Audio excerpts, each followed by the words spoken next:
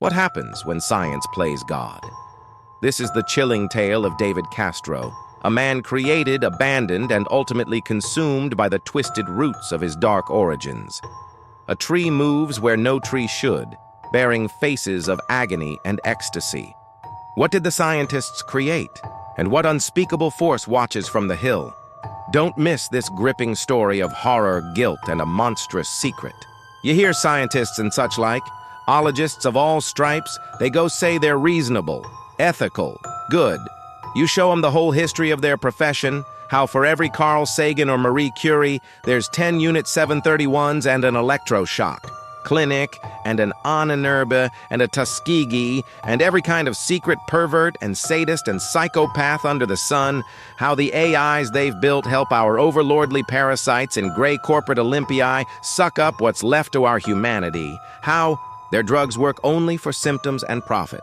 And a lot of them would shrug at you and say that an ethics board's all humanity will ever need to progress into the future, that reason and the scientific method are the only ways to determine truth, right as they publish a paper. Of nothing but p-hacking and no control groups. They don't know nothing what lies beyond. No philosophy, no vision can compare to the dogmas they dare call non-religious. Nothing at all can compare to the bureaucratic ecstasy of a calculated, curated list of ways how to never interact with a woman at all. They'll put a man into a computer or make a child out of networks and call themselves new outer gods because the poor thing's alive and screaming for death. Same with my best friend. My best friend in the whole world. They made him and they left him alone to die with as much scientific rigor and candor as they'd fill a mouse with Ebola and watch it squirm and seethe on the inside till it bursts. Or at least watch, till they get bored. See there? He's yonder. That sinewy tree thing, that thing on the hill. Yeah, you see it. You see its faces. Let's walk there, I'll show you. I don't know how they did it. Genetic manipulation. Don't call them whizzes for nothing. I never heard much of what it was till the months coming up till his death, all bits and pieces he'd recount between hacking sobs and drafts of liquor. Such guilt over nothing, nothing his fault, and them scientists who were at fault didn't give a damn. If I'd had the cash to give my friend to go to therapy, even if it was every last penny I had, I'd have given him it all to go, to help. And any last bit. Hate myself that I didn't. All I did was fill him up with more liquor, lend him an ear, thought that was enough. Then, what was I saying? Right. See, David Castro was a plant. I'm serious, asshole. Look, see the face? That's him. I got a picture on my phone, look. Now shut up and listen. I don't know what the hell they did to make him. I can only describe it like a Wikipedia page of it all learned secondhand. The actual chemical shit, I dunno. Far as he told me, they took a species of tree from Yemen with the exact same number of genomes as humans. They said to themselves, hey, why not modify each gene in a stem cell of this plant and make them exact replicas of human genes? And why not do the reverse to a human egg cell, turn it into this kind of plant cell? Gotta hand it to them. This is the crazy shit they likely thought up smoking up a storm together back during uni or whatnot. Creative. Sick in the head, but creative. David had never owned up to them being sick in the head, but he's all done and gone. I'm the judge here and now, and they were sick in the head. The experiment proposal passed through the ethics board with fanfare. Same fucks who let that AI child get made. This is all for the child killed itself course. Herself? See? You're doing the same thing they did. They did it. They made a viable egg cell and sperm each and a viable, oval? Same difference. Genetic clones, twins of one another, just with all the letters switched around. One of the scientists on the team who did it, Maria, she took the quasi-human embryo and put it in her own womb. And then she planted the tree in her backyard. Big backyard I remember they had went there a few times. She was a real superstar, see? Worked on sexual genetics and got a whole bunch of prizes for it. Bought herself a big house and let her husband and Dave live there. Now, the tree was just sitting in the corner of the yard.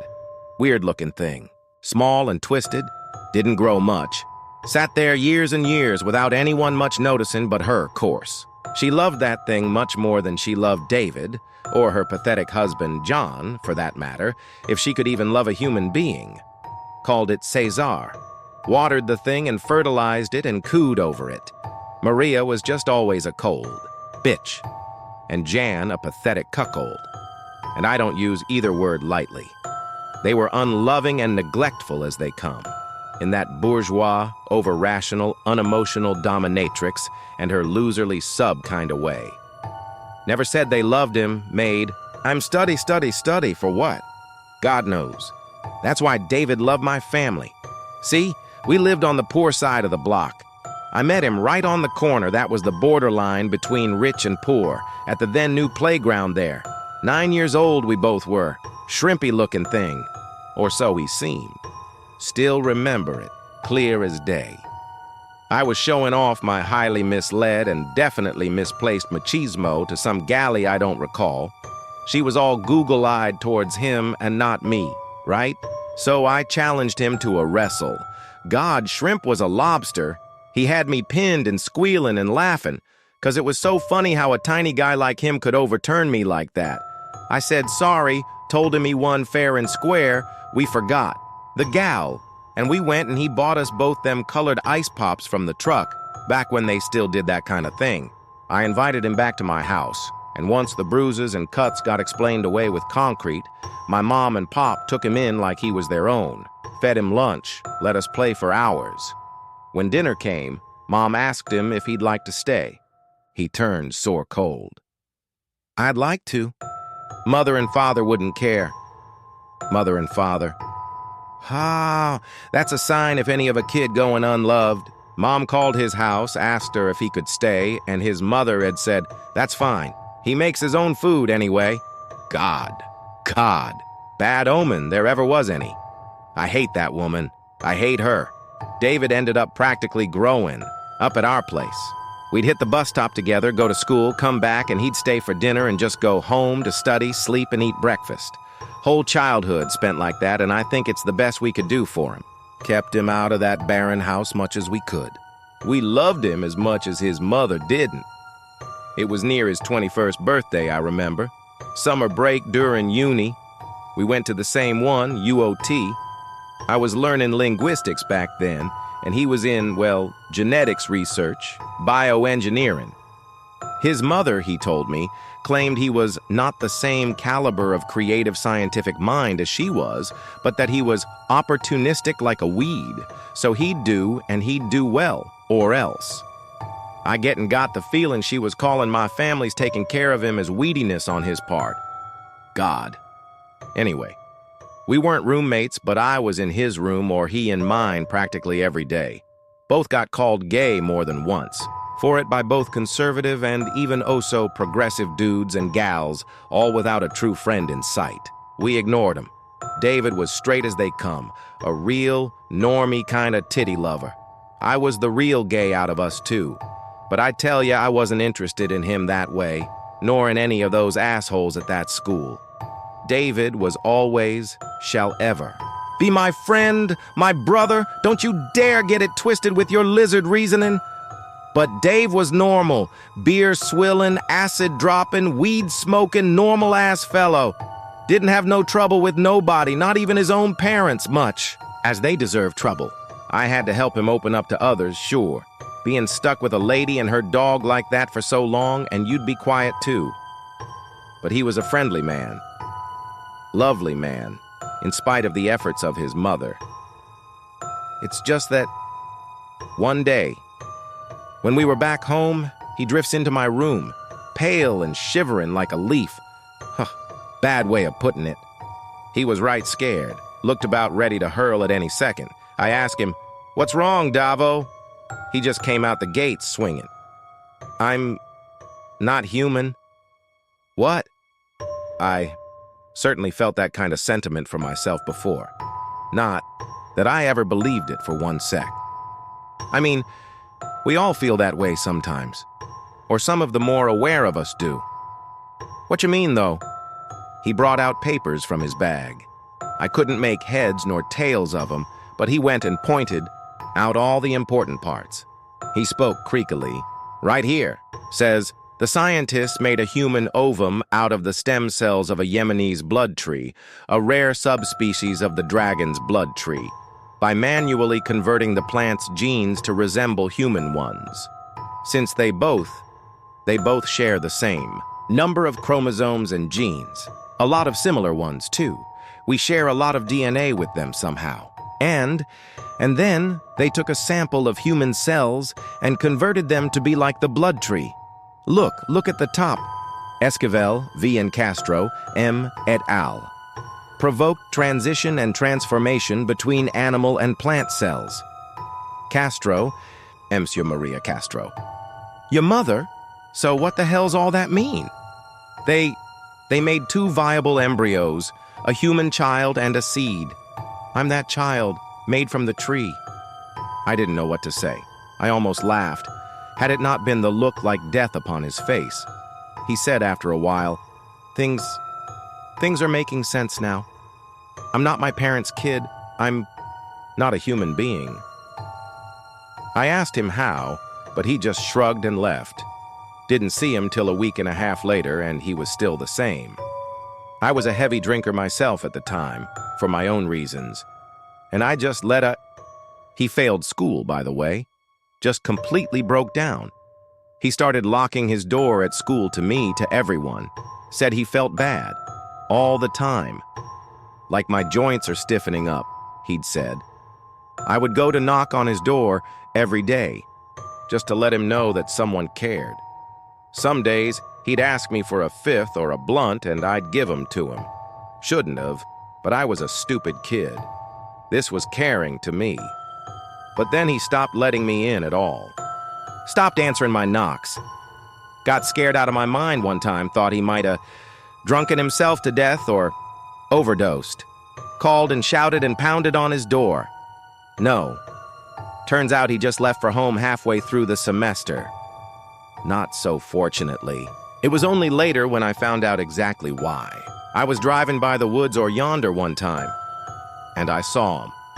Half-wrenched my neck when I snapped my head back to make sure I weren't crazy. In a grove of great old oaks. Hadn't seen the man for months at that point, whenever I went.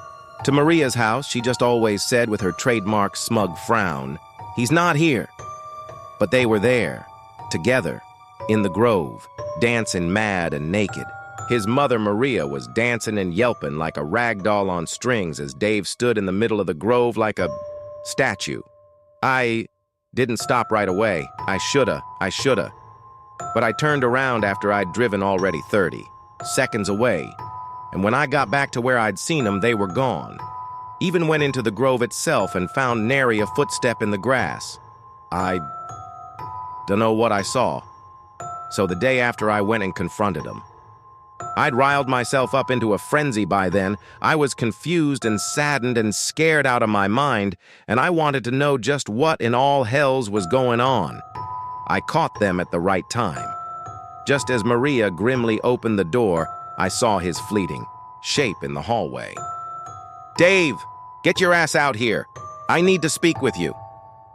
She just shrugged, casually dropped the door, and left Dave to catch it. Dave looked wizened down to half-nothing, paler and thinner than ever before.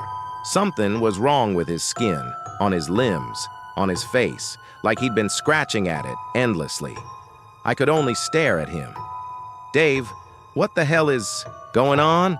I'm affrighted for you. Mom and Dad are affrighted for you. You lock yourself away and say nothing, and I didn't say what I'd seen, for I looked him deep in the eyes, and they were red and wild.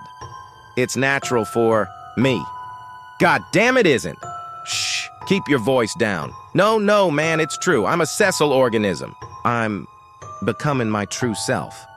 That's what Mom said. The fuck's that got to do with anything? And she ain't your mom. You said that yourself. That stung him. And that stinging face of his hurt me right back. Suddenly, though, he got serious. I've been having dreams, man. Dreams of that tree in the backyard, coming closer, taunting me, telling me I stole his place, that I was born wrong, and it's been creeping towards me. Peeking through my window to remind me whose bed is whose. And he's right. Mama's right. I am what I've always been on the inside. I've always known it to be true. Yeah, And when did always begin? He didn't answer. Me. He simply stared at me and slowly shut the door. Never saw him alive after that. It was a cold harvest night when it happened, screaming out in those woods. My family thought it was coyotes out yelping, but something put me mightily on edge. The call was alone, and something to it had an uncanny tinge, a gross familiarity that I could not, dared not place. The father, Jan reported Dave missing. After a week, search party went out to find him, me with him. I told him I had a bad hunch, led them to the Oaks Grove, where I'd seen the bitch dancing round him, and there he was. Not even in the middle, just among the trees. Strung up like Christ on a crossbeam. Pieces of bark hammered into his skin and bone his skull.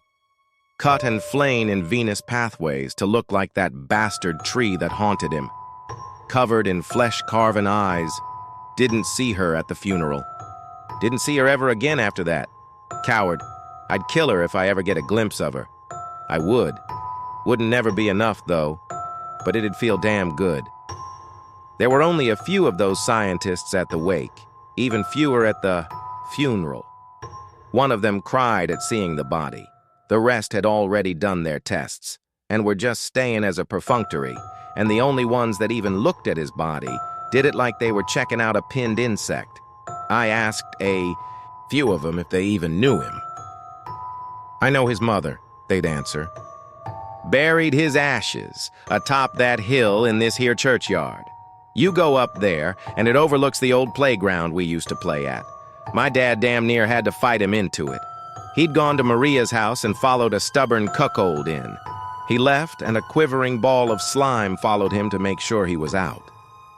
Dunno what he did, but it put fear in that slime's lukewarm heart. Artful. But David's ashes are buried up there. That tree weren't there before, though. The blood tree'd long already dwarfed Maria's house. Anyone could see it. Anywhere on the street. Ask anyone down there, they all remember. One day, a few weeks after he was buried, me and my family all woke up to a crowd outside, all pointing and shouting. See? It wasn't there. You can still see the deep blasted and rotted pit where it once stood, a deep dragging line full of torn up, bleeding, pus-filled roots. It had moved. A 2-ton tree climbed up atop the hill, a monstrous Venus bloody apparition overshadowing our world. We fucked up. We should have scattered Dave's ashes in a sea where his twin can't ever get to him. 'Cause I think I damned him. I did. I always did. I didn't help him. Not really. This son of a bitch, the tree Maria had lovingly named Caesar, has eaten David's soul. I'm sure of it. I've damned him to worse than hell. See here? Dave's agonized, obscured face, almost swallowed by the tree. He can't see us. And this one, that twisted, uncanny one of orgasmic ecstasy, that's him. He can. Like the video, subscribe the channel, share with your friends.